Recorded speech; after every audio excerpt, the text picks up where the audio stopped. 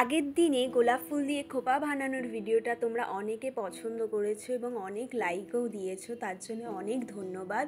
আজকে আমি তোমাদের সাথে গোলাপ ফুল দিয়ে একটা ওপেন হেয়ার স্টাইল শেয়ার করছি। আগের একটা ভিডিওতে যেভাবে কার্ল করেছিলাম এই কার্লটা একটু অন্যরকম। আগের দিন ক্লিপিং করে কার্ল করেছিলাম, আজকে নর্মাল কার্ল করছি।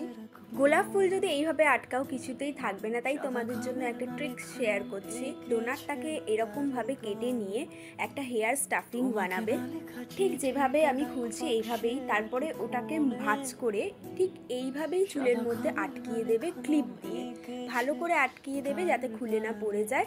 এইবারে দেখো গোলাপ ফুলগুলো আটকিয়ে দিলে যতই চুল নাড়াও না কেন একটা গোলাপ ফুলও খুলে পড়বে না। পুরো চুলটা কভার করতে আরও অনেক বেশি গোলাপ লাগে। আমার এখানে গোলাপ ফুল একটু কেনা কম হয়ে গিয়েছিল, তাই জন্য পুরোটা কভার হয়নি। Hair is my complete final look. তোমরা কমেন্টে জানিও তোমাদের এই লুকটা কীরকম লাগলো।